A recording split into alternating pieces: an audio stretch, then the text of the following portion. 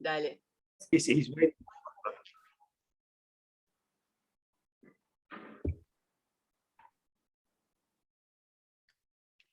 Buenas tardes. Vamos a dar comienzo a la mesa de diálogo número 11, que gira en torno al eje Derecho y Política. Mi nombre es Elina Ibarra, soy la coordinadora de esta mesa. Vamos a comenzar con la lectura de la HDD de Álzaga María Victoria, cuyo título es La mujer y el derecho, una reflexión jurídica, filosófica y política hacia una reforma judicial feminista. Gracias, María Victoria. Bueno, muchas gracias. Mientras carga la hoja, quería agradecer a toda la organización por la oportunidad.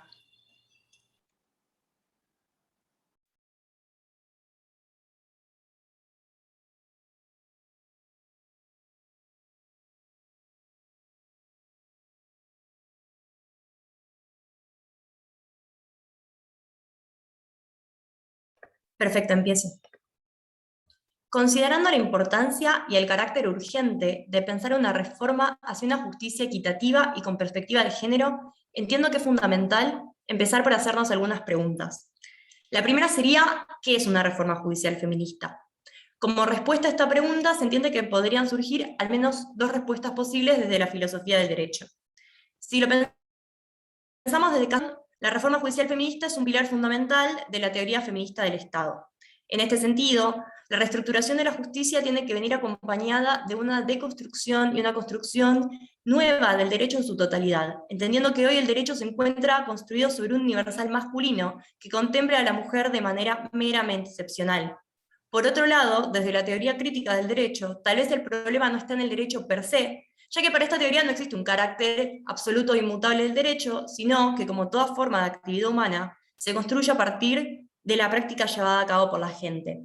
Tal vez desde esta teoría podríamos pensar que los principales problemas son quienes piensan y ejercen el derecho, y cómo el derecho se piensa y se ejerce. De todas formas, en cierto punto, ambas teorías coinciden en que el derecho hoy es una herramienta pensada y construida desde una mirada masculina por y para los hombres. Creo que esta última afirmación podría ser el inicio de una respuesta a la segunda pregunta que yo me planteo, que es ¿por qué necesitamos el feminista? La mirada masculina en la construcción y el ejercicio del derecho podrían ser el inicio de una respuesta, pero a mi entender se encuentra incompleta.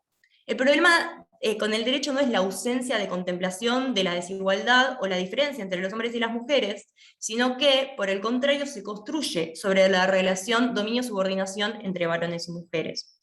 Por lo tanto, es en el desarrollo de la vida cotidiana donde vemos las consecuencias de esta asimetría. No existe una ley que le permita a los hombres matar mujeres, de hecho, existe hoy en el Código Penal, pero de todas formas, las respuestas del aparato judicial a los reclamos y denuncias de violencia que realizan las mujeres son tardíos e insuficientes. Porque eso es lo que sucede si mantenemos la idea de una justicia neutral. Únicamente resulta en una justicia ciega que llega tarde. Es así como llegamos a la última pregunta que yo decido hacerme para exponer a grandes rasgos el tema, y es ¿cómo es posible llevar a cabo una reforma judicial feminista? En ese sentido, creo que hay muchos ejes que deben ser analizados de manera transversal e integral, pero que a modo de resumen podríamos sintetizar pilares. A, capacitación efectiva de género de todo el personal judicial, repensar su estructura, elección y estabilidad en el cargo. B, inclusión de perspectiva de género integral en toda la currícula de la carrera de abogacía, ya que la problemática atraviesa de manera transversal toda la carrera. C, formación efectiva en género de todo el aparato legislativo. D, inclusión de la participación ciudadana en el ejercicio y la práctica jurídica, acompañada de una democratización del acceso a la información, entendiendo que la sociedad se ve interpelada por el poder y el poder judicial por la ciudadanía. Como conclusión, entiendo que el debate hacia una reforma judicial feminista no debe cerrarse con estas preguntas y sus posibles respuestas, sino abrirse a una discusión transversal, integral e interseccional que permita pensar un sistema jurídico judicial que por primera vez logre dar respuestas efectivas tanto a las mujeres como así también a todas aquellas identidades que el derecho contempla de manera meramente excepcional. Muchas gracias, María Victoria. Pasamos entonces a la lectura de la hoja de diálogo de Marcos Arias Amicone. cuyo título es Laicidad a la Argentina, una laicidad porosa. Hola, buenas tardes. Bueno, muchas gracias por la posibilidad de participar y felicitaciones a Eline y a todo el equipo en la realización de esta actividad. Bueno, tradicionalmente las relaciones entre Iglesia y Estado han sido articuladas según diferentes modelos que se han convertido en la literatura especializada.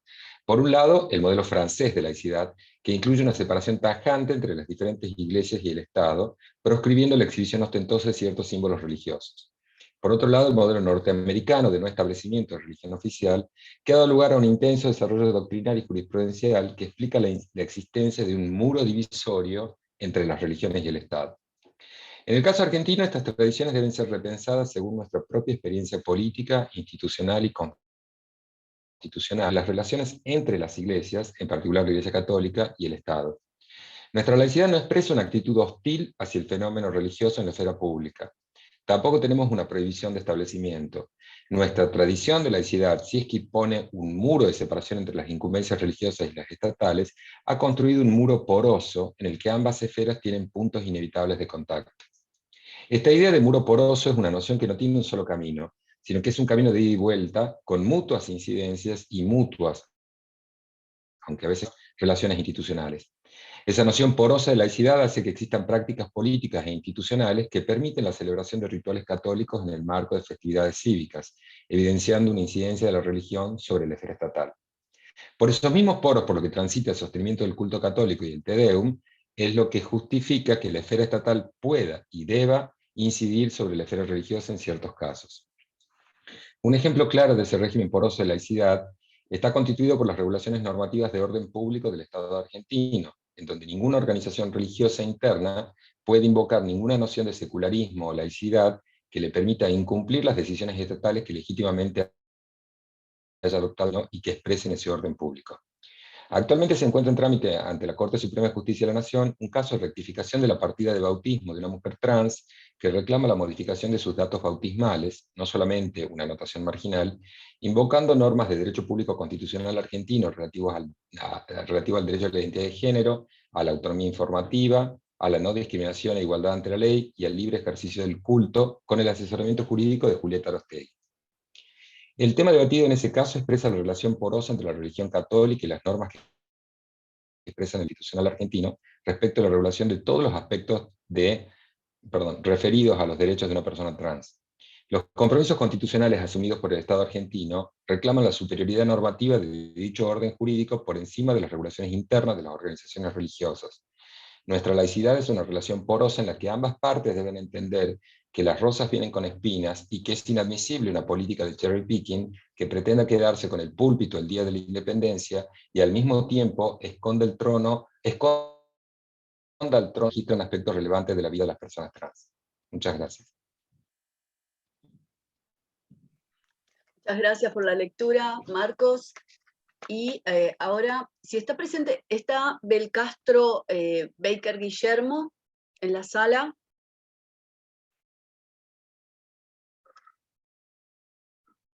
Bien. Caruso Lombardi, Nicolás, ¿está presente también? Es el siguiente expositor. Bien, ustedes están con el programa siguiéndolo conmigo. Carvalho Mendonza y Oliveira Viana acaban de comunicarnos que no van a llegar. Ante la ausencia de Belcastro y de Caruso, que quizás se sumen a la reunión más tarde, propongo que sigamos con Constancio. Hugo, ¿les parece? Constancio, Hugo, ¿estás listo? Sí, estoy acá, no hay problema. Bien, ahora damos tiempo a Paula a que... Perfecto. Proyecte la hoja de diálogo. Constancio Hugo, entonces, de la Universidad Nacional de Mar del Plata. Su hoja de diálogo se llama El derecho al acceso a la salud en el marco del derecho de la ciudad en el partido, a la ciudad en el partido de General Pueyrredón. Muchas gracias. Hasta luego. Como el título lo dice, voy a continuar. La epidemiología crítica y la corriente contrahegemónica de salud colectiva construcción innovadora del espacio de la salud urbana, desde una perspectiva de la determinación social de la salud. La teoría crítica de los derechos humanos persigue como objetivo primordial enfocar el ejercicio pleno del derecho al acceso a la salud desde una visión comprometida y transformadora de la realidad social en su conjunto. Ello supone que el acceso a la salud debe estudiarse dentro de una temática más amplia e integral, enmarcada en el derecho a la salud. En el derecho a la ciudad entendido como un derecho humano emergente que comprende otros derechos, entre ellos el derecho a la salud, y por lo tanto el Estado tiene el deber de respetar, garantizar y satisfacer su accesibilidad y ejercicio pleno. La determinación social del derecho humano a la salud nos brinda el sustento para comprender la extensión del contenido y alcance del mismo, y se constituye además en una oportunidad no solo para crear espacios públicos de salud en la ciudad, sino también para transformar un sistema de salud en un espacio de salud público, interconectado, eficiente y accesible para toda la comunidad. El Partido de General Pueyrredón no posee un sistema de salud público integrado que coordine las distintas alternativas de salud públicas, nacional, provincial y municipal. A su vez, a la escasez de recursos económicos, técnicos y de personal, se le suma la desorganización estructural y la asimetría en las propuestas, lo que da como resultado que la posibilidad de acceder a una respuesta urgente no sea la misma en zonas más carenciadas que en las zonas céntricas de nuestro distrito. Esta ciudad fragmentada, donde los habitantes de barrios periféricos carenciados ven limitado y en algunos casos negado su derecho al acceso a la salud, nos obliga a repensar las causas de este deterioro y a analizar posibles soluciones. Esta asimetría geográfica, estas carencias y privaciones que día a día sufren los habitantes de los barrios periféricos carenciados, son el resultado de años de deterioro del sistema de salud público.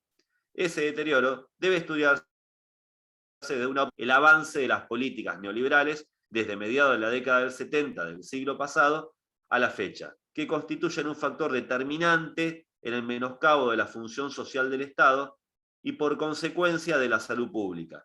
El neoliberalismo no concibe la salud como un derecho humano esencial, sino como una mercancía más, un beneficio al que solo quien posea los recursos suficientes podrá acceder.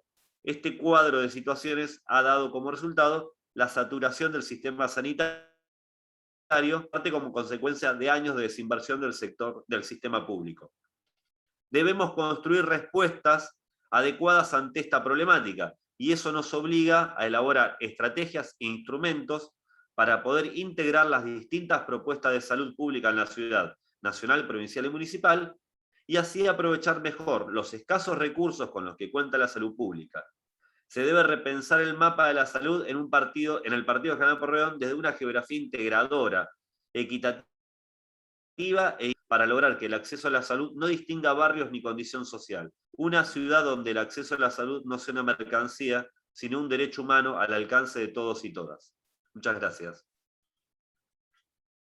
Gracias a vos, Hugo. Entonces, vuelvo a preguntar si Belcastro Baker entró a la sala, Caruso Lombardi.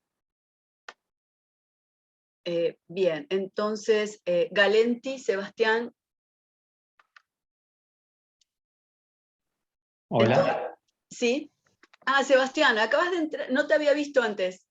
No, estaba con la cámara apagada. Ah, perfecto, buenísimo. Entonces, Sebastián Galenti, y ya está tu HDD compartida, va a leer su trabajo que se titula La doctrina de la agresión interna aplicada en la guerra de Vietnam. Reflexiones para tomar conciencia sobre el imperialismo. Primero, planteo del tema. Tras el cese del gobierno de Francia en la administración fiduciaria de Indochina, la primera superpotencia mundial consolidó su control político mediante el tutelaje de un gobierno títere dictatorial al sur del paralelo 17, encabezado por Diem, renuente a otorgar elecciones para 1956. La custodia de los intereses de la Casa Blanca, en su confeso rol de guardiana de la democracia capitalista, precipitó la intervención de la élite empresarial norteamericana en Vietnam para evitar que una diminuta región selvática, aunque industrialmente muy atrasada, se sustraiga del mundo libre y sirviera de ejemplo a otros pueblos oprimidos. Segundo, propuesta de hipótesis. El motivo subyacente del intervencionismo es que cualquier que pretenda dirigir sus acciones o sus recursos en su propio beneficio y rechace ser explotada a voluntad de las corporaciones extranjeras, desafía el modelo supremacista modernizante del occidente cristiano, porque constituye una agresión interna patrocinada contra Estados Unidos. Eso fue lo que literalmente expresó en una reunión de las Naciones Unidas el comisionado gubernamental Adlai, al advertir que se libraba una lucha defensiva ante aquella agresión que una población lleva a cabo en su propio país contra los ciudadanos estadounidenses que la invaden. Tercero, exposición. En una ofensiva belicista sin precedentes y en franca transgresión de los convenios de Ginebra de 1949, que limitan los efectos de los conflictos armados, el imperialismo dirigió una escala de hostilidades y agresiones militares al impulsar resueltamente la guerra química de manera masiva, empleando métodos inusitadamente cruentos y despiadados que abarcaban el lanzamiento de herbicidas, explosivos tóxicos y defoliantes químicos, de enorme poder destructivo y propagación incendiaria. Mientras, en el seno de la nación invasora, la sociedad estadounidense se hallaba conmovida por las protestas de la comunidad afrodescendiente y otras circunstancias domésticas. Las transmisiones en vivo de imágenes televisadas del sobrevuelo de los aviones de la Fuerza Aérea Norteamericana sobre aquella ex posesión francesa y la difusión de artículos periodísticos y reportajes desde las corresponsalías de guerra occidentales documentaban atrocidades cometidas por sus propias tropas o las de sus aliados, como lo demuestran la matanza protagonizada por una unidad de marina en la aldea My Lai y la foto de una niña vietnamita de 9 años que corre por una carretera con su cuerpo ardiendo mientras subía de un bombardeo con napalm. Las repercusiones en la opinión pública estadounidense, volcada decididamente en contra de la guerra, no se hicieron esperar. Una multitud, convocada por una organización estudiantil de corte socialdemócrata, marchaba sobre la ciudad de Washington, ofreciendo muestras de indignación. El boxeador campeón Muhammad Ali dejaba de danzar de punta de pie sobre el ring para rechazar su reclutamiento para servir en Vietnam. Sectores más oprimidos de la estructura social del país, junto con sectores universitarios y relativamente acomodados, se amalgamaron en diversos movimientos que propendieron a deslegitimar el curso de los acontecimientos librados a miles de kilómetros de la metrópoli.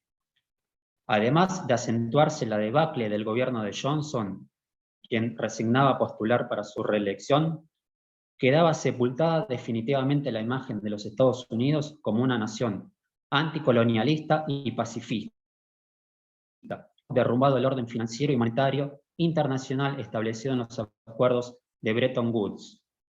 El saldo de esta aventura genocida fue la destrucción de miles de indefensas aldeas y poblados enteros, una cifra incierta de hospitales y escuelas arrasados por los bombardeos, causantes de infertilidad y malformaciones, y la devastación de millones de hectáreas productivas. Asimismo, entre las filas del casi 1 millón de estadounidenses, más de 55.000 acabaron muertos en combate o al ser trasladados, e incontables soldados con secuelas permanentes e irreversibles.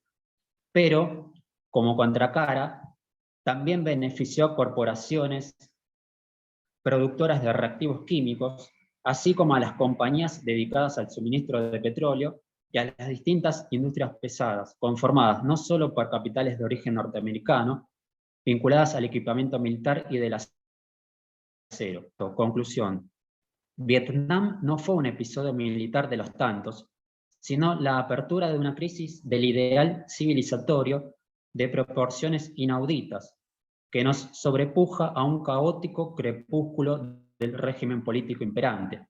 Es tiempo de asumir compromisos epistemológicos alternativos a la fachada del capitalismo próspero y exitoso, a sabiendas de que toda neutralidad axiológica y toda pretensión de universalidad epistémica sospechosas.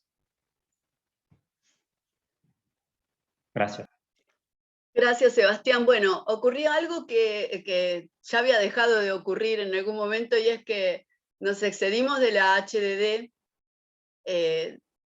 No sé por qué, una falla técnica, porque cuando las receptamos no exceden la página. Debe de haber sido el formato de proyección para compartirlo en pantalla que hizo que se redistribuyera. Quiero aclarar esto porque hay una, claro, porque nosotros tenemos Lo sé, Sebastián. Además que sos ya, digamos, un emérito en los interescuelas, sabes cómo trabajamos. Quiero aclararle al resto, ¿no? Que tenemos una preocupación en este evento, y es generar las condiciones de igualdad máximas posibles, condiciones formales de igualdad, ¿no? En tiempo y de expresión y de la palabra. No la pienso monopolizar yo, pero sí les pienso proponer. Ya han leído 4 expositores. Tenemos varias ausencias. En principio están presentes los siguientes 3 expositores, entonces propongo que hagamos la ronda de preguntas ahora. ¿Qué les parece? ¿Sí? ¿Están de acuerdo? Bien, entonces vamos a proceder de la siguiente manera. O bien ponen su pregunta en el chat, o bien levantan la mano, usan la función levantar la mano que tienen a la base del cuadro de diálogo de la reunión, ¿sí? Y yo anoto el orden y les voy asignando la palabra para las preguntas. Bien, Marcos. ¿Querés ir preguntando, Marcos, mientras? Ok, muy bien. Mi pregunta es para Victoria en su presentación sobre reforma judicial feminista. Por un lado, el trabajo, coincido con muchas de las cosas que señalas ahí. Lo que te quería preguntar es por no un problema, pero sí una cosa como recurrente que me pregunto habitualmente frente a esto. Sí es cierto de que las sanciones, o sea, una cosa de pura represión no sirve para transformar conductas, ¿no? O sea, la no inclusión de ciertas, de una perspectiva de género, y sanciones asociadas a esa falta, no son política pública un buen dispositivo. La pregunta bien es, ¿y el conocimiento? O sea, el conocimiento lo es, o sea, alcanza con capacitar el hecho, o sea, sí creo que no queda otra, digamos, es hablar a la gente, explicarle y demás, pero hay como una confianza casi iluminista en esto de que el conocimiento transforma la realidad. Y yo no sé si es que, digamos, si es que uno apunta a transformar esa realidad, o si en última instancia lo único que queremos es que los transgresores sean conscientes de la criminalidad del acto, digamos, sepan que están haciendo mal. Ya no puedes alegar que no sabes si es, o sea, algo transformador vinculado al solo hecho de conocer, o sea, estudiar transforma, o si es, digamos, una suerte de aviso nomás. Muchas gracias.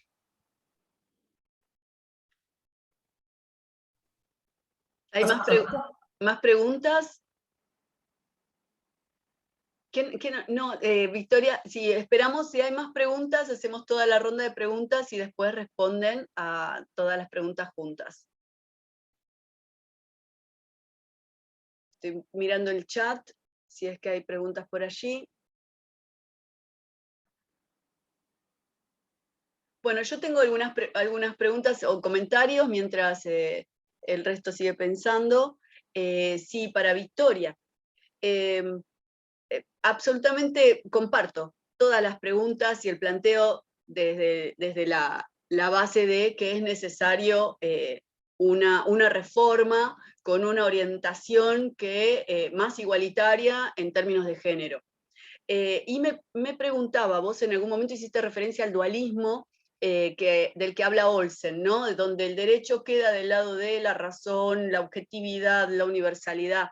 Y ese mismo escrito Olsen analiza 3 vías posibles de resolver esa tensión. Una es la dejerarquización de este dualismo, ¿no? Que pone por encima lo universal, lo abstracto, y otra es la desexualización de ese dualismo, y por último, directamente ignorar lo que llama la tercera vía, que es más compleja, que es más radical. Bueno, yo te preguntaba si vos pensás que estos 3 modos o 3 vías de conjurar el dualismo del derecho que le asigna el sexo masculino, del derecho por y para hombres, estas 3 vías son complementarias, o cuál crees que sería más efectiva en este proceso de transformación.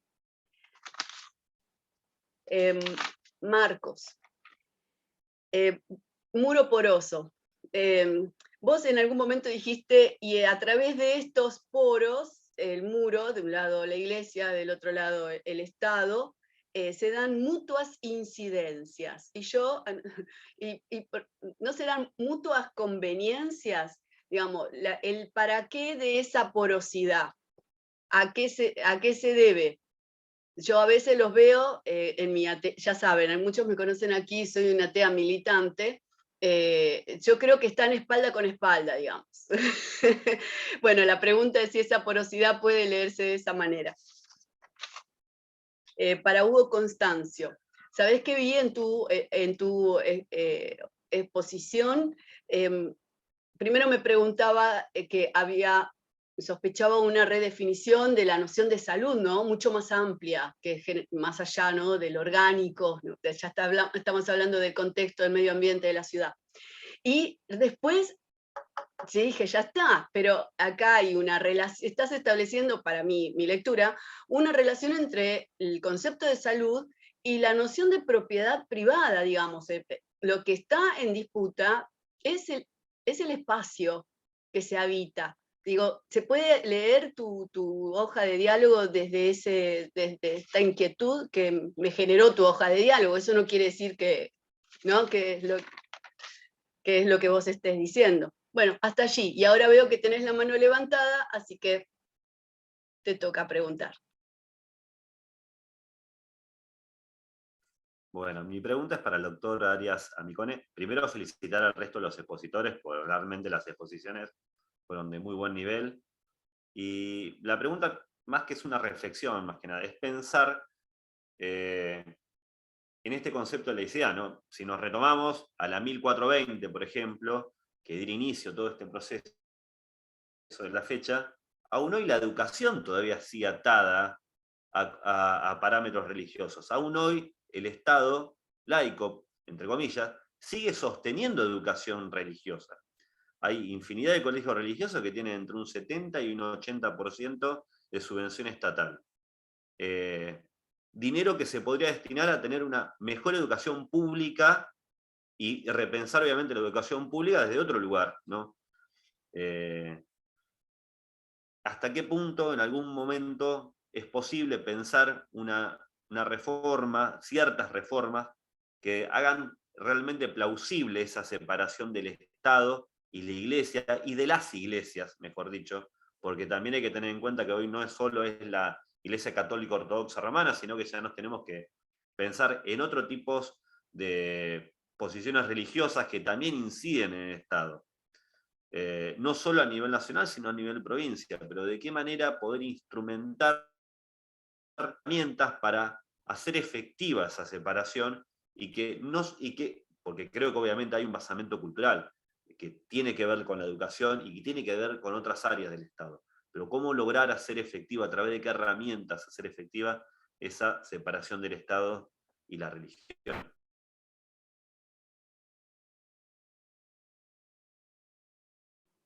Bien, si no hay más preguntas, pasamos a las respuestas. Después, si le generó la respuesta alguna otra inquietud, si nos queda tiempo, podemos volver seguramente a hacer otra ronda. ¿Sí? Entonces, comienza a responder Victoria. Bueno, primero muchas gracias por las preguntas, me parecieron súper interesantes. No, yo creo que no viene al lado solo de, digamos, de una revolución del conocimiento, por así decirlo. Creo que por supuesto es central a los fines de construir perspectiva de género, no como un mero curso, digamos, de capacitación, sino como una forma de entender cómo funciona el derecho hoy o cómo queremos que funcione el derecho en el futuro. Pero sí creo que tiene que venir acompañada de una reestructuración en general. Por eso planteo, por ejemplo, pensar la estabilidad en el cargo de los jueces, hasta que dure su buena conducta, este tal vez concepto jurídico indeterminado, cómo se ve eso interpelado por la perspectiva de género o por la falta de perspectiva de género, y de la participación ciudadana, de hacer un derecho del cual la gente pueda formar parte y no sea una cuestión exclusiva de abogados, abogadas, abogades. Me parece que también es central en ese sentido. Y en cuanto a las vías que plantea Olsen, yo creo que es central interrelacionar todas las vías y todas las propuestas. Si tendría que optar por la vía más efectiva, yo creo que iría por la tercera, pero tal vez siguiendo más la línea de McKinnon de entender que ya el derecho está planteado desde un universal masculino y que hay que ir a una raíz mucho más radical, tal vez. Pero creo que las tres vías son fundamentales. Muchas gracias, Victoria. Seguimos con las respuestas de Marcos Arias Amicone.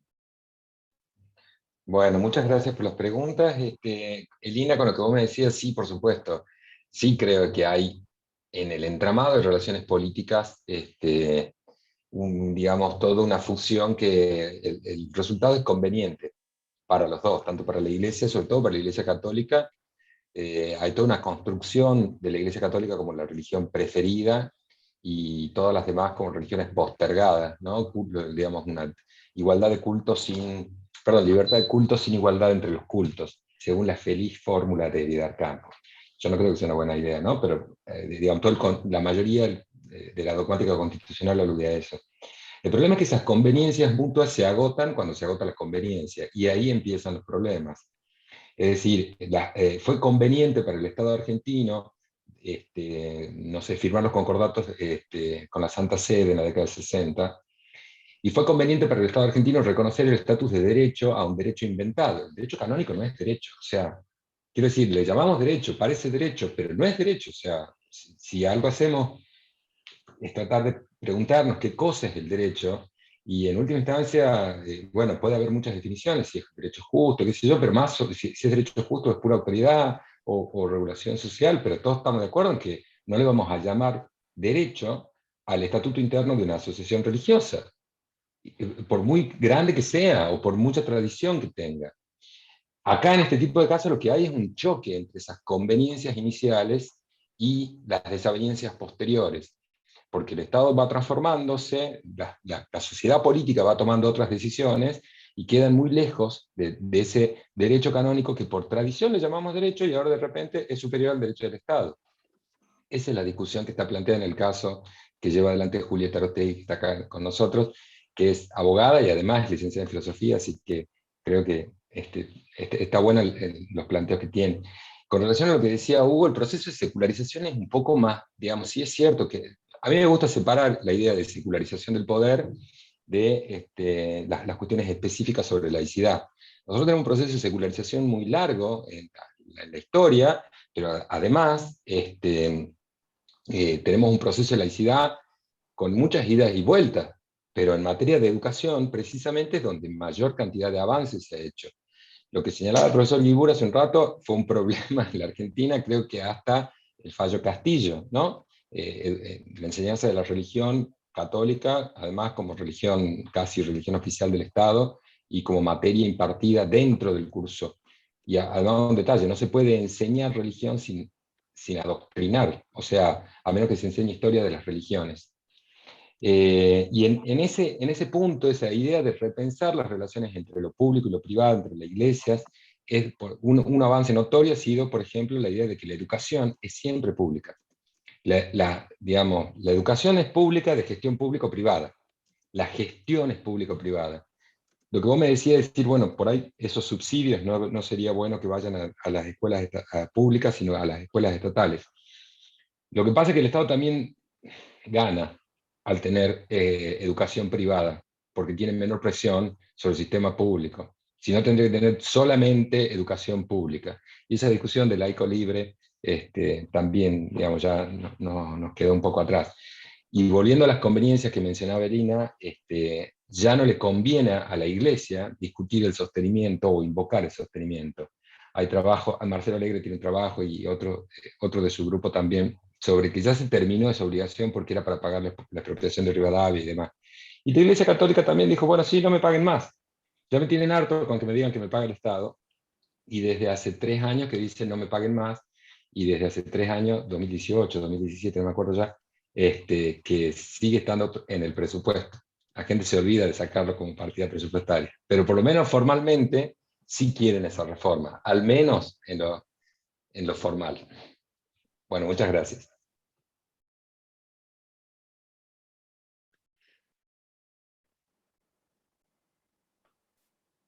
Como nada, una deriva lógica, la palabra la tiene ahora Julieta Arostegui, citada en el trabajo de Marcos y presente en esta reunión. No nos vamos a perder de escucharla. Desmuteate, Juli. Hola, buenas tardes. Soy como Mandinga, me llaman y aparezco, pero bueno. Yo quería preguntarle a Marcos, ¿no? El año pasado, cuando se encendieron nuestros corazones laicistas con esta sugerencia de sacar a Dios de la Constitución, ¿no? que hizo una diputada en el debate por la legalización del aborto. Y quería preguntarte, Marcos, ¿qué pensás vos de esa sugerencia? Si una modificación, ¿no? Un cambio constitucional en este sentido aportaría algo a la separación entre Iglesia y Estado, si sería deseable o no. Me gustaría saber tu opinión. Sí y no, o sea, creo que sí puede ayudar a generar cambios culturales, pero bueno, tampoco la norma crea realidades. O sea, no es digamos, un demiurgo que escribe y crea realidades, hay que construirlas esas realidades. Y con la Constitución que tenemos, bastante hemos hecho, quiero decir, a pesar de la invocación a Dios en el preámbulo, y es más, con la invocación a Dios en el artículo 19 hemos construido una idea de privacidad, de intimidad muy, muy fuerte, digamos, muy interesante, además, con todas las corrientes. Es más, hasta se ha sacado el principio de daño en el derecho penal, cosa que algunos dicen que no es tan así y que de hecho Arriola está equivocado. No le vamos a decir que esté equivocado, pero bueno. Quiero decir, las reformas legislativas o constitucionales me parece que deberían apuntar a otras cosas, en todo caso tal vez a discutir distribución de poder y cosas por el estilo. Hay una herencia, una tradición ahí que me parece que nos enredaría. Sería más fácil, en todo caso, apelar al interpretativismo, digamos, convertirnos en neoconstitucionalistas de noche a la mañana y decir, bueno, hay que interpretar. Y donde dice Dios, dirá, qué sé yo, cualquier entidad metafísica, porque Dios no tiene camiseta, y bueno, ahí dice Dios, pero puede ser Jehová, Alá o la razón. Y no, convertirnos en interpretativistas todo el tiempo y sacarlo en los hechos. Creo que, y esos hechos se demuestran, me parece, tal vez con prácticas políticas y prácticas institucionales. El Te Deum, por ejemplo, si no celebrado en una iglesia con un determinado rito, sin participación de otras iglesias, no es honrar la dimensión espiritual de la sociedad argentina, es tributar subordinación política a una determinada iglesia. No es, digamos, por eso yo mencionaba, no una laicidad a la francesa, no es que se prohíbe el uso de un burka o no, es hacer un rito en un determinado lugar. Esa práctica política me parece más peligrosa que lo que digan las constituciones, que, como te digo, no hemos dado baño hasta acá para sacar aceite de las piedras. Bien, gracias Marcos, gracias Julieta. Leo los comentarios de Pachi en el chat. La sala de audiencias de la Comisión Nacional, ¿qué significa? Disculpen mi ignorancia. AT, ustedes saben. La Cámara Nacional del Trabajo. las relaciones de trabajo. Está presidida por un crucifijo. Hace muchos años pedí que lo quitaran. Perdí. Una larga lucha. Carmen Argibay, en ese sentido, ¿no? También tuvo sus batallas. Bien, disculpen, esto es como fuera de programa, diría Marcos Munstock, diría, ¿no? Un fuera de programa, pero valía la pena. Seguimos con la respuesta de Hugo Constancio. Bueno, Elina, gracias por el comentario. Sí, diste en la tecla, es la puja por el espacio público. El paper que presenté tiene que ver con un proyecto de investigación que estamos trabajando dentro del grupo de investigación Pensamiento Crítico en la Facultad de Derecho, donde tomamos como eje el derecho al acceso a la ciudad. Y en función del derecho al acceso a la ciudad, distintas temáticas que lo incluyen como derecho emergente, entre ellos el derecho a la salud. En esta cuestión, cuando uno piensa la ciudad, la debe pensar también en términos históricos. Y en esos términos históricos ha influido obviamente los distintos periodos neoliberales, los cuales han traído también una distribución del rol del Estado. Y muchas de las funciones que el Estado de Bienestar o el modelo keynesiano consideraba que eran propias del Estado, han ido deteriorándose por falta de inversión y obviamente por un aumento de esas opciones en el marco privado.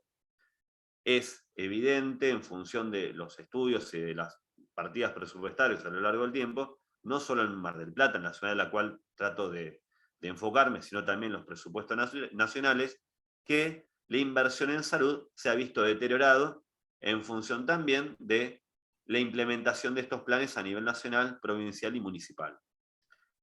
Cuando se habla de la puja o del espacio público, estamos hablando de eso, del deterioro del espacio público, de las opciones públicas en favor de las opciones privadas.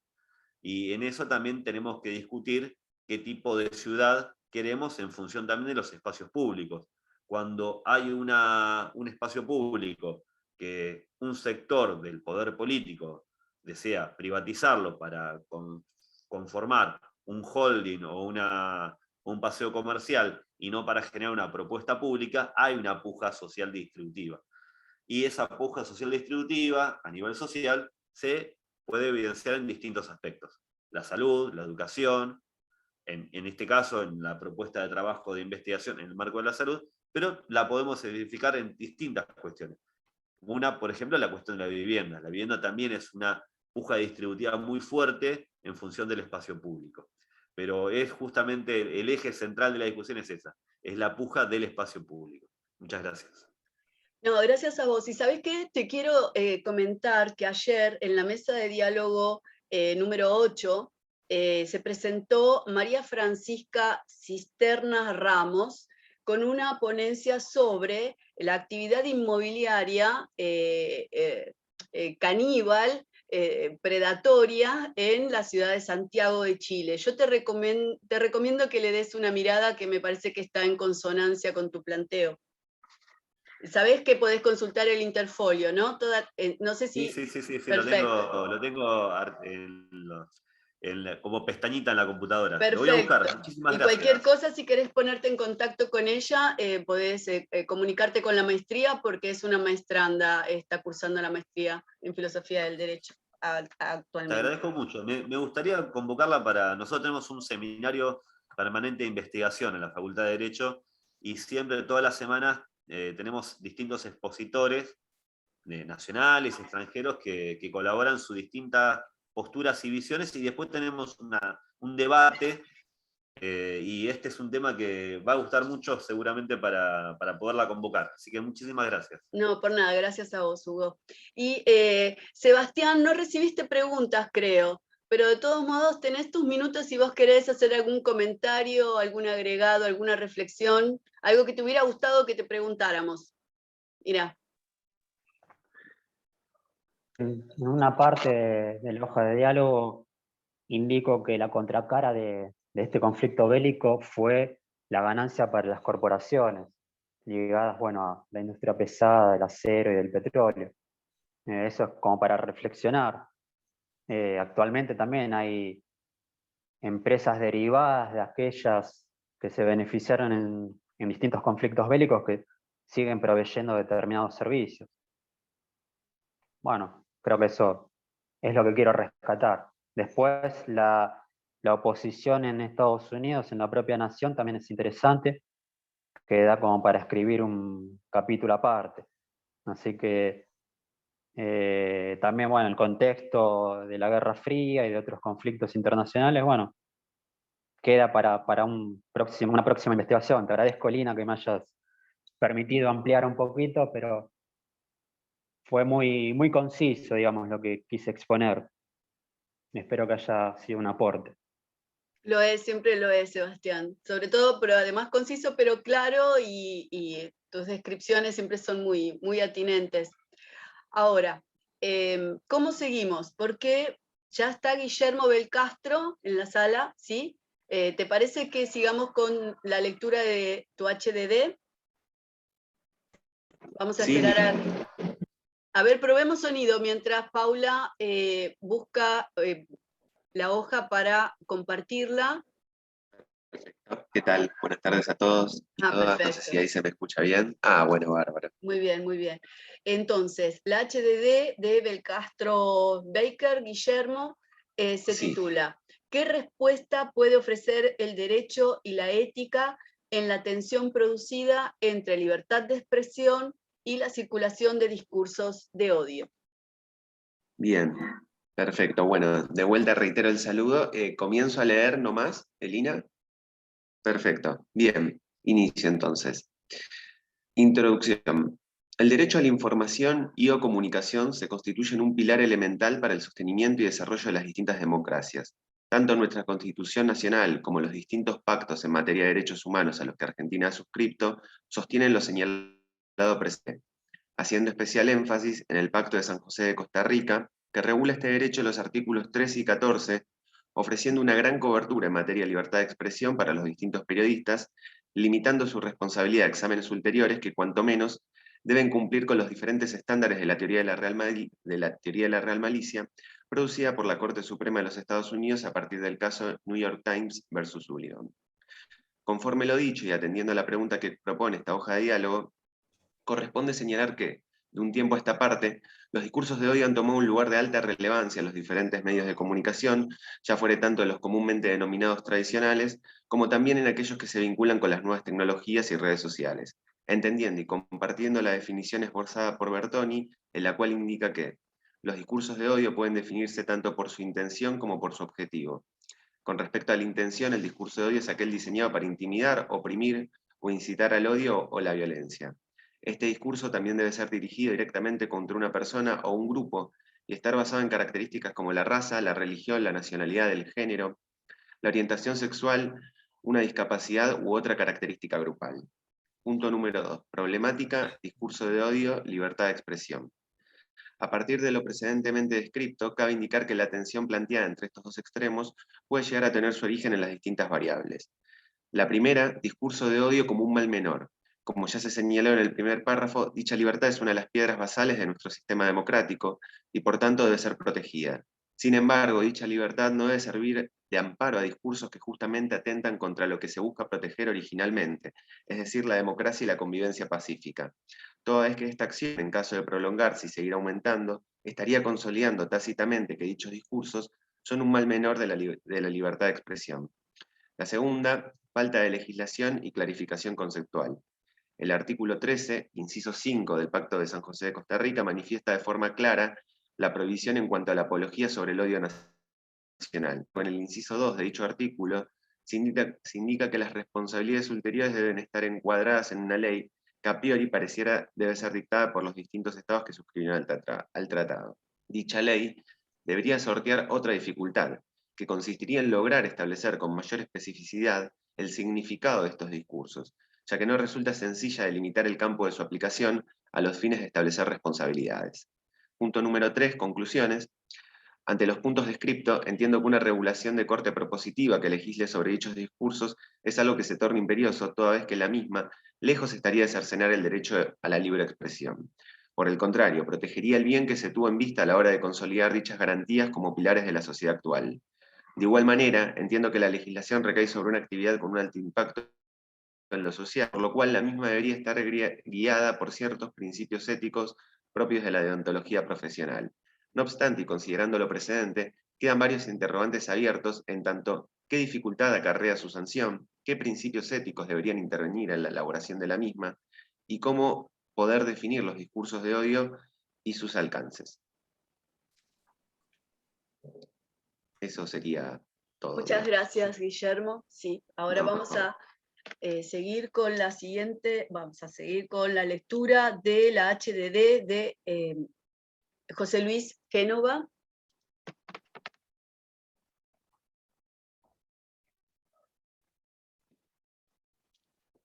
Que tiene por título Naturaleza, límites y desafíos del activismo judicial, reflexiones a partir de la jurisprudencia de la Corte Suprema de Justicia de la Nación. Bueno, hola, ¿qué tal? Muchas gracias por la oportunidad.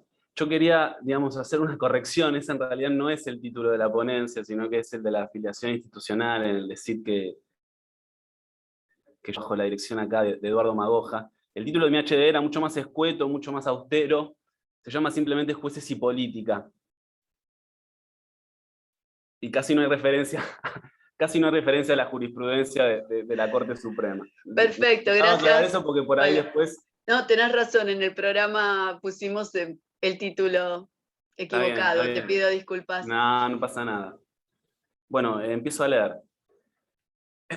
Tomando como base algunas elaboraciones, Richard Rorty y John Ely, en este trabajo propongo la reflexión, la posibilidad de que los jueces puedan ser árbitros en el proceso democrático, al garantizar la mayor representación posible de miradas ante la elaboración de políticas públicas. De esta manera, tomo como premisa, necesitada de mayor fundamentación empírica, que nuestra comunidad política, partidos políticos, líderes y sociedad en general, adopta de manera preponderante formas sustanciales de la democracia por oposición a formas procedimentales. Es así que se apela más a deberes que la democracia debería cumplir y no tanto a los procedimientos que se deberían adoptar por una comunidad dada, en este caso Argentina, para que las propuestas en torno a políticas públicas sean llevadas a cabo en consensos lo más amplios posibles. Del primer autor me interesa tomar la idea, desarrollada a lo largo de toda su obra, pero en especial en un debate con Habermas, acerca de que la verdad es un objeto demasiado sublime, como para poder ser identificado y o reconocido, y que, por tanto, no puede servir de guía para los agentes de una comunidad. De tal modo que la verdad, que Rorty asimila creencias, solo puede ser justificada en un momento y en un lugar dado, pero no en cualquier momento y en cualquier lugar. En este sentido, la verdad solo sirve para justificar prácticas sociales que siempre están localizadas. Las verdades se muestran así, como contingentes y no como verdades incondicionadas. Una democracia que tome en cuenta la importancia de los procedimientos, al menos en teoría, no se interesaría por los valores de verdad, sino más bien por garantizar acuerdos amplios e inclusivos sobre la base de procedimientos que garanticen la mayor participación. Esta última conclusión me lleva al segundo autor citado. En su libro Democracia y Desconfianza, John Ely argumenta que la Constitución estadounidense fue diseñada principalmente como un documento que no establece de manera preponderante valores, sino que es, ante todo, un documento de procedimientos, y que intentar un significado por vía de una lectura textualista, como así de una lectura que intente encontrar valores fundamentales, está condenada al fracaso. Para Ely, en definitiva, es a la política a la que le compete, en sentido amplio, legislar sobre esos valores. Como segundo punto de su argumentación, el autor considera que los jueces no se encuentran en una adecuada posición para interferir en el proceso democrático, pero sí para ayudar a canalizarlo. Ely ve en los jueces un rol fuertemente activista que puede garantizar la mayor representación posible, teniendo en cuenta las opiniones de las minorías. Aunque el autor toma en cuenta el contexto estadounidense, considero la posibilidad de trasladar su propuesta al ámbito local. Me interesa formular esta propuesta a modo de preguntas. ¿Nuestra Constitución apela también a procedimientos más que a valores? ¿Nuestra Constitución supone la búsqueda de consensos?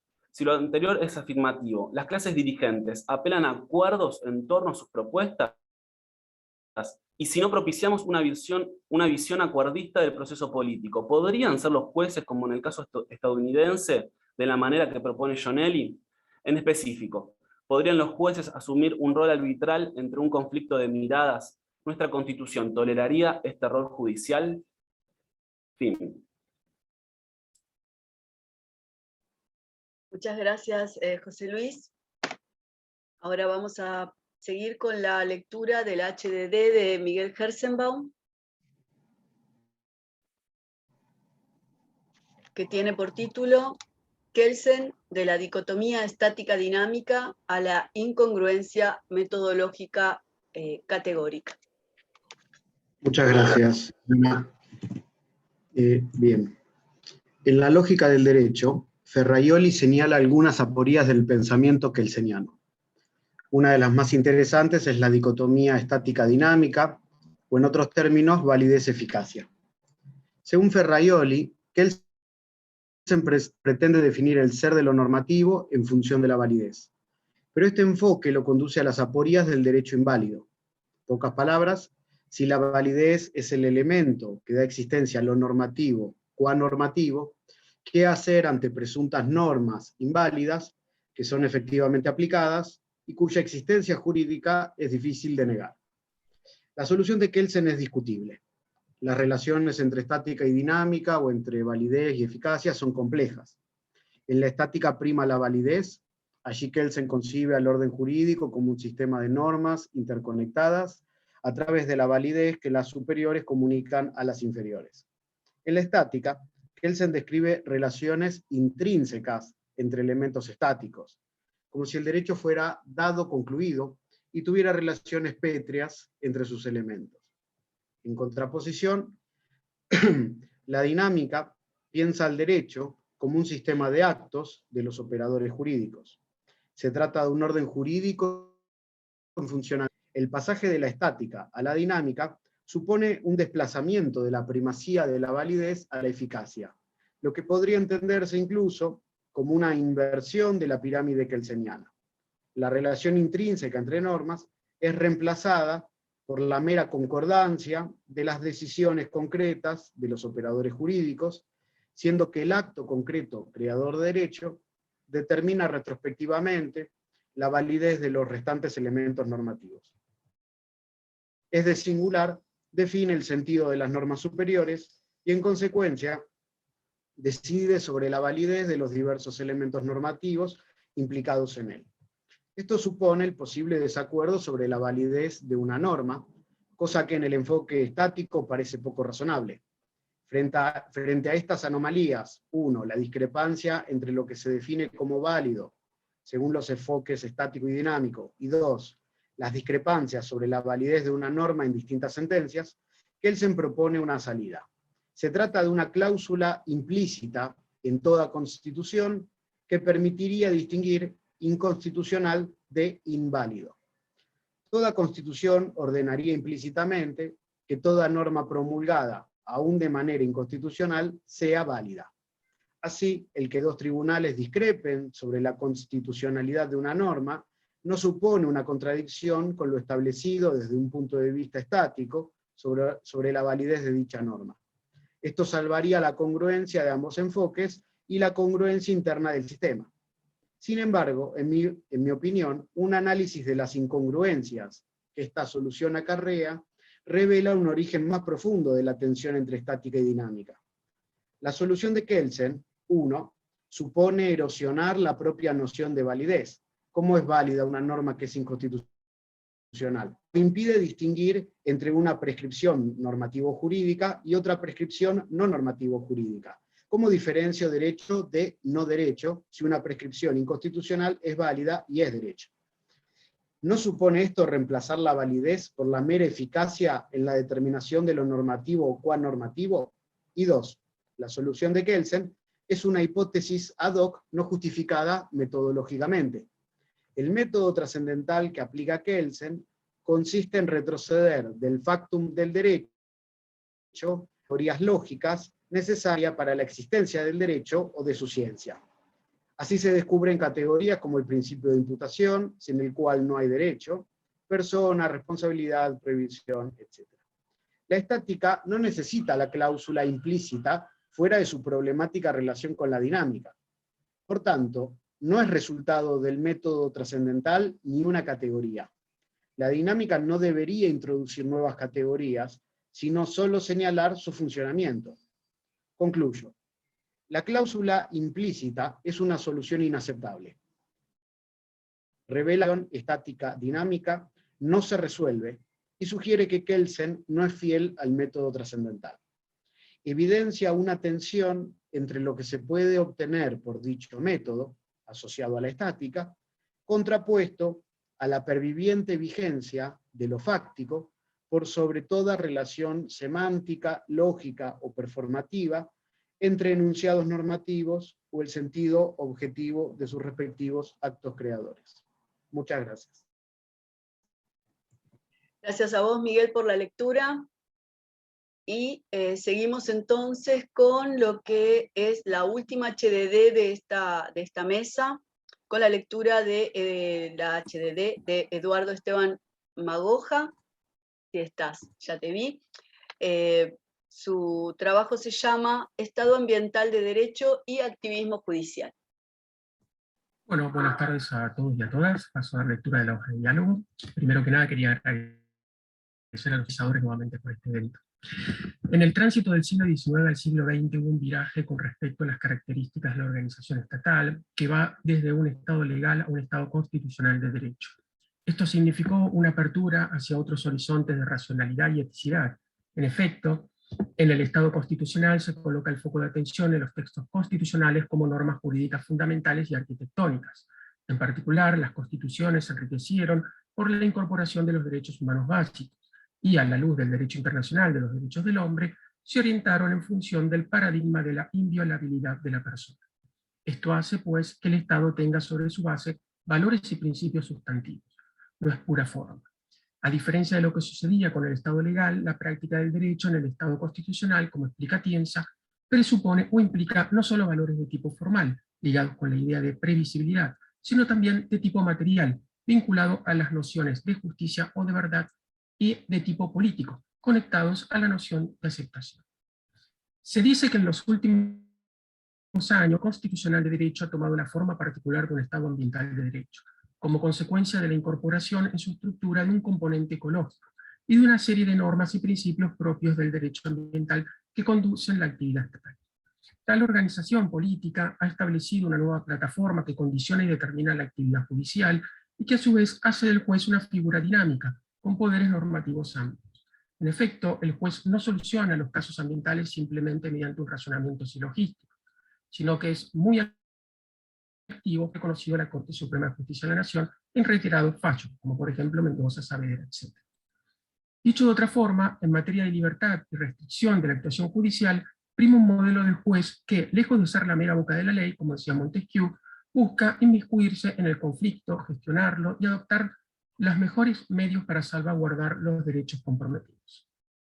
La actividad del magistrado se presenta como un complejo ejercicio interpretativo en el que intervienen, sobre todo, numerosos principios ambientales, y dentro del cual se analiza muy fuertemente no solo el pasado, sino el futuro, el cual abre un abanico de posibilidades más amplio que si se tratara de juzgar una realidad ya desplegada. La posibilidad de contar con más interpretativa y de creación de derecho da cuenta de que el modelo de juez ambiental encuadra dentro del llamado activismo judicial.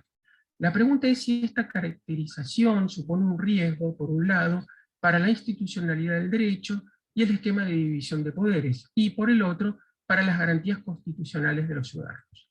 La tesis que se defiende aquí, por medio de la cual se pretende reflexionar, es que las prácticas judiciales proactivas caerían en un activismo que se justifica, y eso por varias razones. Primero, en ocasiones, ir más allá del excesivo formalismo se vuelve imprescindible con miras a avanzar en la protección de un derecho cuya vulneración, por la importancia que tiene, se vuelve intolerable. En segundo lugar, la intervención permite muchas veces hacer respetar la Constitución Nacional cuando las decisiones mayoritarias afecten los derechos individuales. En tercer término, la defensa del ambiente como condición de posibilidad para desarrollar todos los demás derechos establece exigencias especiales por parte del Estado. Y por último, porque con todo ello se lograría alcanzar un mayor compromiso con los derechos humanos y la realización de la justicia ambiental. Bajo ningún concepto, vale aclarar, se dice que los jueces no tengan que respetar el principio primario de sujeción a la ley, ni que no deban sujetarse a límites esenciales, sino que lo que se acentúa es la importancia de no perder de vista que el derecho no es solo lógica, pura forma, y que los jueces no pueden ser indiferentes a los aspectos materiales que integran el derecho, ampliamente reconocidos en la Constitución Nacional y Tribunales de Derechos Humanos, así como tampoco deben estar incapacitados para hacer frente a los nuevos problemas que signan la realidad actual y el porvenir. Muchas gracias. Muchas gracias, Eduardo. Bien, entonces ahora vamos a pasar a la ronda de preguntas. Ya saben, pueden usar la función de levantar la mano. Ya lo veo al profe Guibur. Y también por el chat pueden, y ya estoy haciendo la lista. Profe, si quiere comenzar, muchas gracias. Cómo no, muchas gracias. Dos pequeños comentarios. Uno respecto de Guillermo del Castro Hecker sobre el problema entre el discurso del odio y la libertad de expresión. Veo un problema grave aquí, y es quién va a decir qué es odio y qué no es odio. Porque, por ejemplo, parece que no se puede odiar a los homosexuales, pero sí se puede odiar a los norteamericanos, por ejemplo.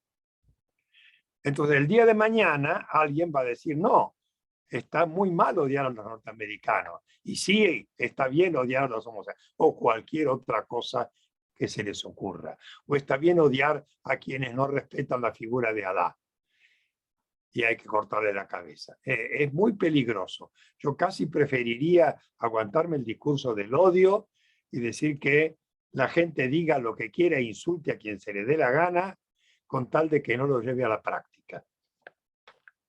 Otro comentario respecto de la hoja de diálogo de Miguel Herzenbaum, con la que estoy totalmente de acuerdo. Es decir, hay en la teoría de Kelsen, por la que tengo un gran aprecio, debo decir, contiene aporía, contiene defectos, algunos muy serios. Y este es el más serio de todos.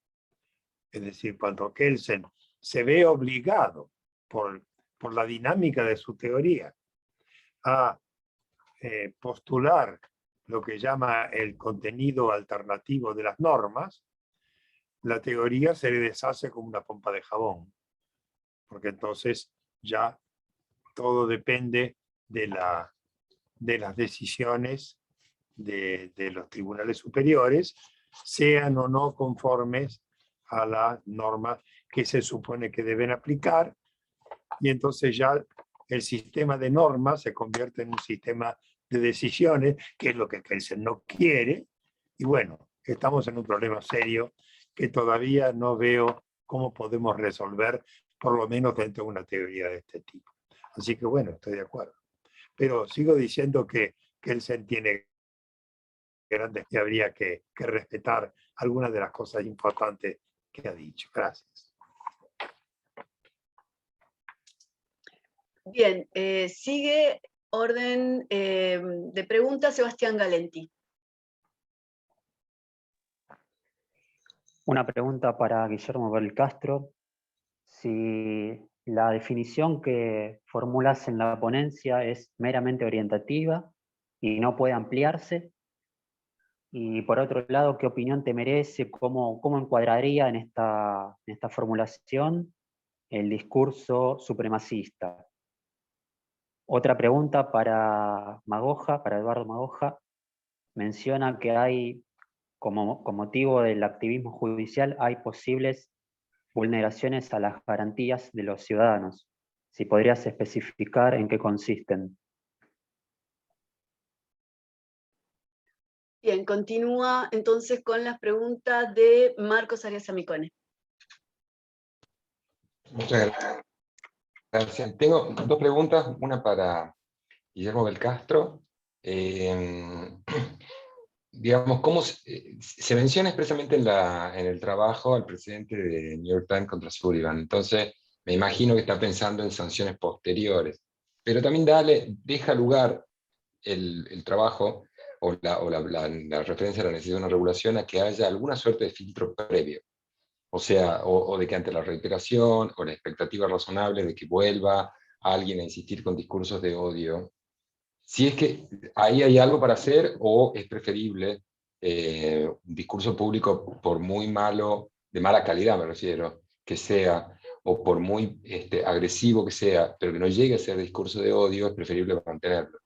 Mi pregunta va a orientar a decir, bueno, si va a ser preventivo o va a ser sancionatorio. ¿Y qué hacemos con Babi Checopar, que es previsible que vuelva a ser lo mismo, o con la revista Barcelona, o sea, los discursos satíricos, ¿no? Y señalo esos casos también por los precedentes que hay ahí.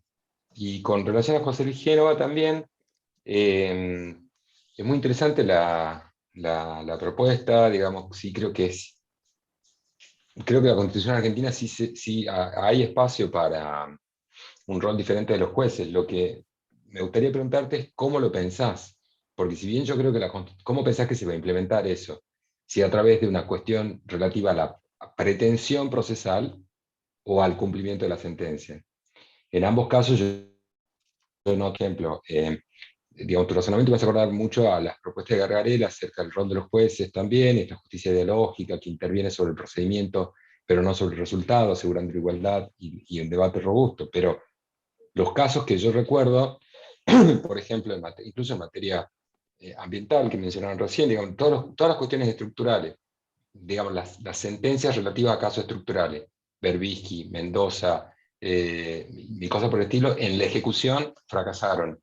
Y en otro tipo de casos, como por ejemplo acuerdo por el Bicentenario, donde se plantea la nulidad de una elección provincial, llega a la Corte de la Nación y la Corte dice, bueno, en ese caso tenés que integrar la LITI con todos los partidos que hayan participado en la elección. Se razona la intervención judicial no para intervenir en el resultado, sino en el procedimiento, pero el dispositivo, un litis consorcio, es un dispositivo, digamos, no sé qué pensás vos de cómo se podría articular. Las herramientas procesales que tenemos nos alcanzan, tenemos que construir una nueva acción de clase, tenemos que pensar otra herramienta, o los jueces tienen que tener una función tal vez consultiva, y sobre todo en el marco de todo eso, ¿quiénes son los legitimados? Gracias.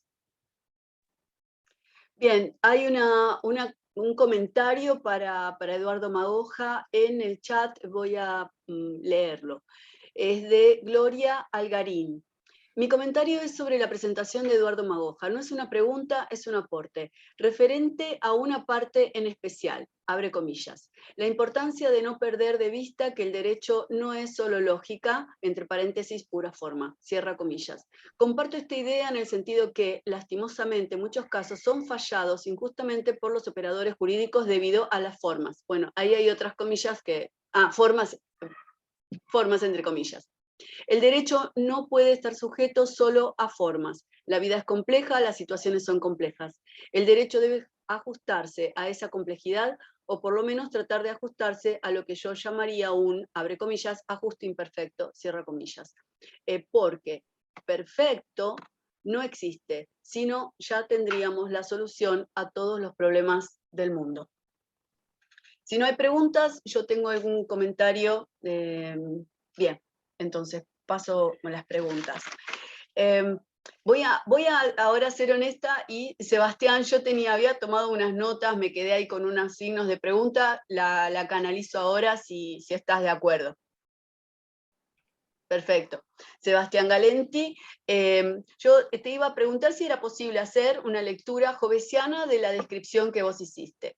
Estaba pensando en las causas de la guerra, como la competencia, la inseguridad y la ambición de gloria que Hobbes, cuando describe el estado de naturaleza, señala como causas de la guerra. Y recordemos que para Hobbes, el estado de naturaleza tiene su expresión en la realidad, un par de expresiones. Primero, en la guerra civil, y también en la situación de la relación entre los estados a nivel internacional. Bueno, esta es mi pregunta, Sebas, para vos, me quedo debiendo de la ronda anterior. Para Guillermo Belcastro, yo también me preguntaba, más o menos en la línea de Marcos Arias, bueno, ¿qué hacemos con el humor, no? Porque a veces el humor político precisamente está en esa línea donde hay que interpretar si es un discurso de odio, si es ironía, y recordaba, no niego que exista un problema, pero también creo que es un problema que preferimos a otros problemas, ¿no? Como el de la censura o el que haya un órgano que establezca quién puede decir qué. Y pensaba que en Sobre la Libertad, John Stuart Mill sostiene que la libertad de expresión incluye además el permiso de decir mentiras y quizá podríamos agregar también discursos de odio, con todo lo urticante que eso pueda llegar a ser. Bueno, es una reflexión en voz alta. ¿Qué pensás respecto de esto? No sé si consultaste a Mill, si lo tenés como marco teórico de tu trabajo. Para José Luis Génova, ustedes disculpen mi ignorancia, pero no solo vos, José Luis, pero yo tenía entendido que los jueces cumplían esa función, digamos. Porque al ser el poder contramayoritario, ¿no? Digamos, no lo elegimos. Para mí son los árbitros naturales en el sentido de ya establecido por digamos, la estructura de gobierno, la división de poderes. Si no cumplen esa función, ¿cuál sería? ¿No? Y para Miguel Percepón, vos tenés al final, señalás dos puntos, como dos salidas, puede ser, ¿no? Y la pregunta es, Kelsen, la primera, Kelsen estaría más cerca del realismo, ¿no? En esta prevalencia, este sacrificio de la validez en función de la eficacia, y en el punto 2 estaría situado en un positivismo metodológico, digamos. Esta es la pregunta, ¿no? Pareciera estar debatiéndose entre dos metodologías en el fondo. Esta es la pregunta, Miguel. Si les parece, comenzamos las respuestas con Seba, que viene del grupo anterior, ¿sí? ¿Les parece? Y después vamos con Belcastro. Sí, tenemos tiempo, estamos bien de tiempo. Bueno, estamos bien a tiempo entonces para responder. Sí, de todos modos, pautemos entre 4 y 5 minutos la respuesta, y después, si queda tiempo, volvemos, hacemos otra ronda de preguntas. ¿Puede ser? No estaba pensando en el estado de naturaleza jovesiano, pero me parece que es un aporte, una observación bastante útil para pensar, una vez que ya concluyan estas jornadas. Voy a ponerme a pensar, porque yo no traté de indagar las causas que llevan a los hombres a embarcarse en guerras y en actos de violencia y de hostilidad, sino que más que nada estaba pensando en un cuestionamiento moral, y que de hecho en el estado de naturaleza de Hobbes todavía no apareció la moral. Yo simplemente intentaba hacer un reproche moral y un llamado a la reflexión,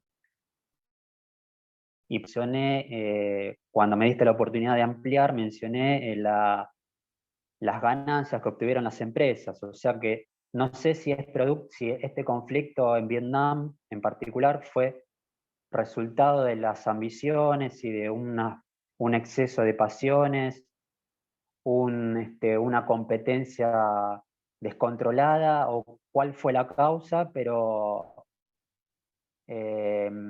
noto que Estados Unidos se erige como una guardiana del orden mundial y de la democracia capitalista. Entonces, me parece que hay que reflexionar o revertir el paradigma epistemológico que nos reina.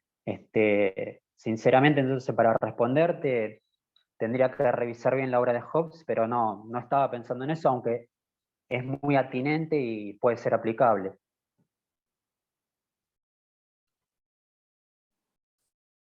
Gracias, Seba. Bien, entonces seguimos con la respuesta de Guillermo Belcastro. Bueno, gracias primero por todas las intervenciones, las observaciones. Desde ya que que las sigo todas con mucho gusto. Verdaderamente ¿no? me invitan a por lo menos seguir pensando y reflexionando en esta tensión, ¿no? Yo lo que planteaba desde el aspecto legal, si se quiere, de la sanción de una determinada norma, tal vez, sin dudas, es del aspecto más utópico. No obstante, me parece que el gran cúmulo de preguntas y observaciones que bien se realizaron acá parten de la primera observación que hizo el doctor Guibaud en cuanto a qué es un discurso del odio y quién lo define, ¿no? Que es, digamos, la conclusión a la cual yo arribo, ¿no? Cómo poder efectivamente llegar a definir eso y quién lo define, digo, porque al fin y al cabo, digamos, las normas no salen absolutamente de la nada, salen de acuerdos políticos, de determinadas agendas, de determinados consensos interbloques, por lo cual siempre genera ese determinado peligro, ¿no? Que esa herramienta que puede llegar a ser buena, si se quiere, una ley que regule estos discursos, termine aplicándose para censurar y acallar voces que son disidentes, por lo cual la regla terminaría entrando en el mismo juego de aquello que queremos legislar y sería un loop infinito, digamos, ¿no? Ahí es donde aparece, si se quiere, la tensión. Después creo que, bueno, Elina también, el doctor Guibaud, señaló, ¿no? Que, bueno, es preferible, digamos, quedarnos con el mal menor, que eventualmente serían que se expresen estos discursos de odio, pero que, digamos, no se haga un recorte a lo que es la libertad de expresión, ¿no? Porque siempre es muy delgada el límite, digamos. De hecho, cuando vos mencionabas la postura de Stuart Mill, digamos, a nivel de lo que es legislación y demás, e incluso tomando como referencia la teoría de la real malicia, se les da muchísima libertad a los periodistas, justamente incluso hasta para que se equivoquen, porque lo que se trata de proteger es la libertad de expresión. Digo, eventualmente la responsabilidad será a posteriori, pero primero que se emita el mensaje, ¿no? Porque esa también es otra cuestión. Cuando Marcos hacía la pregunta sobre cómo pensaba eventualmente esta ley dentro del marco utópico, ¿no? Donde podamos definir perfectamente, bueno, esto es un discurso de odio y esto lo vamos a solucionar así, yo la pensaba de modo a posterior, ¿no? Porque si no, si sería incluso de modo preventivo, ya ahí todavía el límite o el juego con la censura todavía se vuelve mucho más riesgoso, ¿no? Y el Pacto de San José de Costa Rica y en general la legislación latinoamericana en materia de libertad de expresión establece a grandes rasgos, tal vez incluso menos que la europea, libertad para los comunicadores, ¿no? Para que se puedan expresar y que eventualmente luego, si hay algún tipo de responsabilidad, digamos, tengan algún tipo de sanción, ¿no? La teoría de la real malicia, digo, a grandes rasgos establece que la persona debería probar, entre otras cosas, que hubo un completo desprecio por parte del comunicador en efectivamente corroborar la verosimilitud o falsedad de la información, o también probar lo que es la malicia o el conocimiento de la falsedad previo a que se emita esa comunicación. No obstante, es una tensión constante y la realidad es que en el plano fáctico, en el plano material y atendiendo a todas las observaciones que realizaron, sí se entiende, digamos, que la solución, por lo menos de momento, y probablemente esto continúe, sea que es parte de un mal menor y también, digamos, el problema de que la ley tal vez no alcanza todo. Digo, que ese es otro tal vez debate, digo, que la ley no puede atrapar todas las situaciones que se presentan y que tal vez algunas queden encuadradas dentro de otras esferas, ¿no? Después, bueno, ahí Sebastián me preguntaba sobre también la cuestión supremacista. Sí, digamos, yo desde lo particular, desde mi esfera subjetiva, yo considero que un discurso que se establece, digamos, a un grupo como arriba de otro, y hay uno inferior y uno superior, y de algún punto, casi de forma colateral, está, digamos, atacando al grupo en la cual se lo encuadra como inferior, ¿no? Partiendo de la base de los derechos humanos.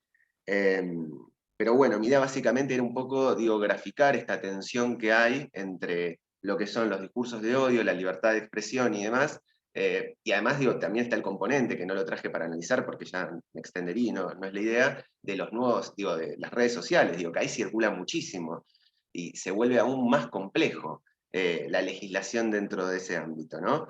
Ahí ya pareciera que la censura aparece más fuerte. Por lo cual, bueno, la idea de la ley sí nace, digamos, como en una utopía, como en la posibilidad de verdaderamente llevarlo a cabo, pero la realidad es que en el plano fáctico, materialmente es por demás complejo, ¿no? Por eso la conclusión cerraba con más preguntas que certezas, para, digamos, demostrar la atención. Disculpen por el tiempo sin éxito. No, está bien, gracias, Guillermo. Sí, seguimos. José Luis Génova, tu respuesta. Bueno, hola. Yo voy a intentar como por ahí como aunar un poco lo que me preguntabas vos, Celina, y lo que me preguntaba Marcos. Y la verdad que tengo que pedir disculpas de determinada manera, porque la verdad que por ahí, digamos, lo que yo propongo en el artículo, bueno, es un poco vago, es un poco, digamos, no está quizás como muy bajado a tierra. Lo que yo sí podría decir es que a mí me interesa, digamos, o me interesó quizás lo que yo siento que hay en política, una competencia bastante fuerte entre esfera pública y esfera legal. Esfera pública, digamos, tomada en el sentido de, digamos, todo un lugar en donde, bueno, hay una serie de discursos, ¿no? Y en específico, sobre lo judicial, me parece que reina en la esfera pública argentina un discurso del estilo, o un argumento del estilo, en la Argentina no hay Estado de Derecho, o en la Argentina, digamos, hay inseguridad jurídica, o etcétera, etcétera. Y por ahí, digamos, el impulso del artículo era indagar por qué hacemos ese tipo de afirmaciones.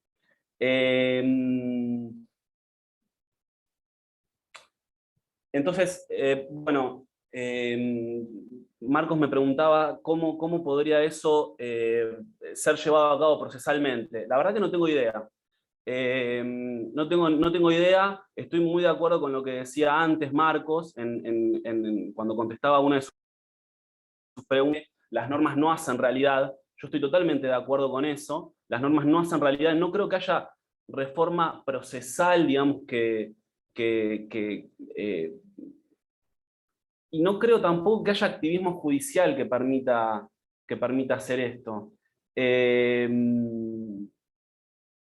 Mi intuición es que, y vuelvo a ser vago, ¿sí? con esta afirmación, mi intuición es que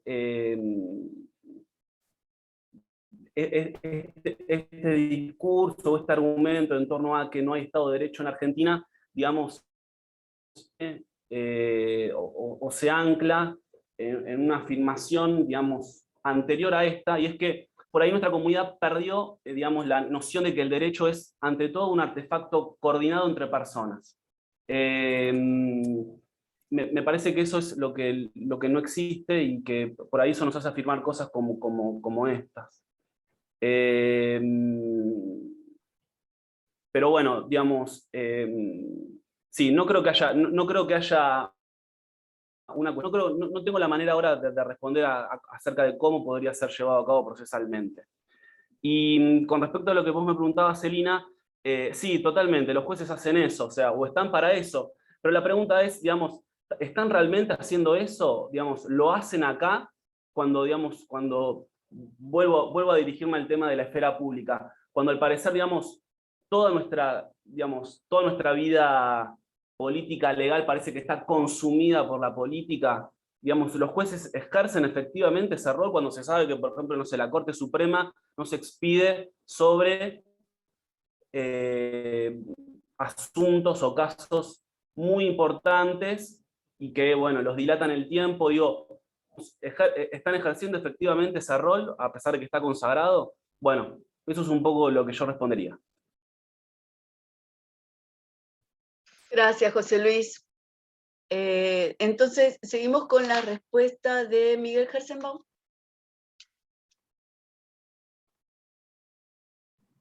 Sí, ahí me puse el cronómetro para no pasarme 4 minutos. Mirá que tengo acá, Miguel. Nos conocemos. Sí, sí. Bueno, yo también. Sabía que venías y preparé es literal, es literal. La obsesividad no me lo permite. Bueno, muchas gracias al profesor Guiburi. Preguntas, comienzo por la del profesor Guiburi y de a poco me voy a ir acercando a la pregunta de la profesora Ibarra. Bien, yo lo primero que voy a decir es que yo también tengo mucho aprecio y simpatía por la obra de Kelsen. Me parece que en eso estamos de acuerdo con el profesor.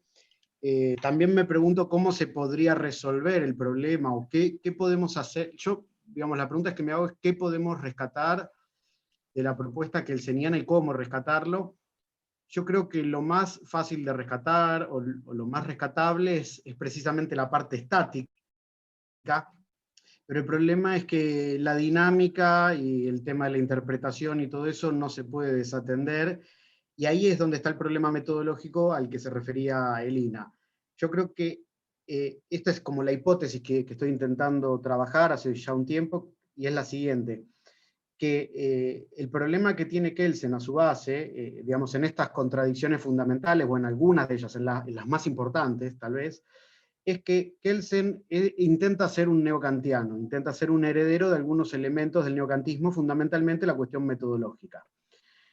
Pero el gran problema que tiene el neokantismo es cómo aplicar este método a objetos dinámicos, a objetos que cambian. Esto es un problema que en general los neokantianos han advertido, pero también al mismo tiempo lo han dejado un poco debajo de la alfombra, como si no fuera verdaderamente un problema, o si lo pudieran resolver con una u otra modificación metodológica, pero el problema persiste en la historia de la filosofía, digamos, en la evolución del neokantismo. Y yo no creo que no creo que se encontró dentro del neokantismo una solución a este problema, sino que lo que terminó pasando es que el neokantismo devino en otra cosa, en crítica cultural, digamos, en la obra de Cassirer, y en otras corrientes que ya no son neokantismo, o digamos de Cassirer es ya neokantismo, se empieza a convertir en otra cosa. Entonces, ese es un poco el problema que le pasa a Kelsen, que es algo que está bastante presente en el mundo del derecho. Esto también es una intuición, una hipótesis, es que el mundo del derecho toma corrientes filosóficas varios años después de la vigencia de esa corriente filosófica, de alguna forma. Kelsen se vuelve neokantiano cuando el neokantismo ya está entrando en su declive. Entonces, de alguna forma, los problemas que uno puede observar en Kelsen se replican en la historia previa de la filosofía, digamos, de la evolución de ese movimiento filosófico. Entonces, ya yendo creo que bueno, ya abordé un poco la pregunta de Lina, pero bueno, ya yendo a una cuestión más, respondiéndola más explícitamente, creo que no sé si es estrictamente que hay una tensión entre dos métodos, sino que en realidad lo que hay es una tensión entre el método y el objeto. El objeto parece tener ciertas características que no permiten la aplicación coherente del método trascendental. Yo creo que ese es el problema en el fondo. Así que bueno, muchas gracias por ambas preguntas. Eduardo, ¿querés responder? Es tu turno al comentario del chat. No sé si pudiste leerlo. Sí, y igual me gustaría primero comenzar con Sebastián, que hizo Dale, esta pregunta. sí, te hice una pregunta también, por favor. Sí, muy puntual, así que creo que no me va a llevar mucho tiempo. Este riesgo de que el activismo pueda vulnerar las garantías de los ciudadanos, quizás eso presupone primero decir que sea el activismo, cómo uno lo entendería, porque claro, hay conceptos tan amplios del activismo que toda actividad judicial se la entiende como activismo, pero quizás yo estoy entendiendo el activismo de una forma un poquito más acotada, en el sentido de que el activismo por lo menos tiene que cumplir dos condiciones. Una es cierta oposición al formalismo, y en segundo lugar, se intromete en competencias de otros poderes, lo cual me parece que no es deseable, de acuerdo a la división de poderes del Estado. Por eso habría que ver en cada caso cuándo está justificado o no, pero bueno, hay situaciones en las cuales ese activismo vulnera las garantías, porque si la garantía en tanto medio para asegurar la eficacia de los derechos del hombre, y conseguimos como una garantía fundamental de igualdad, nótese que si un juez o varios jueces empiezan a innovar mucho y empiezan a tomar decisiones que otros jueces no toman, y así se pierde todo ese esquema de coordinación, la verdad es que la igualdad queda bastante atacada, y eso no es para nada deseable. Eso en cuanto a la pregunta de Sebastián, y quizás esto se podría hilar con las consideraciones que realizó Gloria, yo por completo, no sé si por completo, pero yo estoy de acuerdo en no considerar el derecho como pura forma, sino que hay un aspecto sustantivo importante que en derechos se deben proteger, y sobre todo pensando en que el paradigma que se impuso luego de la Segunda Guerra Mundial, o uno de los paradigmas, es el de la inviolabilidad de la persona, y esta idea de que los derechos humanos se fundamentan en última instancia en la dignidad de la persona. Con lo cual, si bien es cierto, como señalaba el doctor Guibur, que también yo estoy de acuerdo y expreso grandes preocupaciones acerca de cuando uno viola la regla del juego, me parece que hay circunstancias en que se justifica. Claro, el punto es que uno no tiene tampoco un método fiable general para decirlo en todos los casos, porque estamos hablando de, en el ámbito práctico, y esto ya desde Aristóteles, pero puntualmente Aristóteles lo desarrollaba bastante bien, de no tener la misma exactitud que una, como la matemática o geometría. Eso en cuanto a las preguntas. Bien, muchísimas gracias, Eduardo. Ya hemos cumplido con las lecturas, hemos cumplido con las preguntas y las respuestas. No sé si estamos muy bien de tiempo. Si hay alguien que quiera agregar algo más, se vale, digamos. Como ustedes decidan, y si no, procedemos a cerrar la mesa. Ok. Vendido a la 1, vendido a las 2. Yo simplemente agradecer, darle las gracias por la participación, la posibilidad de participar en estas jornadas. La verdad que tanto a los organizadores, organizadoras, como a la Facultad de Derecho de la Universidad de Buenos Aires, realmente es excelente el nivel de las ponencias. Tuve oportunidad de participar en otras mesas, escuchando otras exposiciones, que viendo el Interfolio me interesaban y la verdad quiero felicitarlos porque realmente es loable el trabajo, y se nota año tras año cómo siguen mejorando, siguen encontrando cosas para perfeccionar algo que lo hacen muy bien. Así que muchísimas gracias. Gracias, Hugo. Sos muy amable. Ya después ya nos queda solo una mesa, ¿no? La jornada fue dura, fue maratónica, ¿no? El profe Guibur también, ¿no? Es como que estamos... Nos viene muy bien esto que decís, nos da fuerza para la próxima mesa. Mirá, que al profe le toca coordinar la próxima, ¿no? Estamos como... Nada terminó, ¿no? No se puede bajar la guardia. Que vayan a descansar y a tomar un cafecito ahora, que se lo merecen. Cafecito y seguir. Exacto. Pero bueno, entonces los invito a la sala de la última mesa de diálogo de Derecho y Política, que va a tener comienzo a las 6 de la tarde. Muchas gracias por su trabajo, su tolerancia, su paciencia, y seguimos pensando en voz alta. Cuídense mucho. Adiós. Muchas gracias. A todos y todas. Muchas gracias. Muchas gracias. Chao, chao. Hasta luego.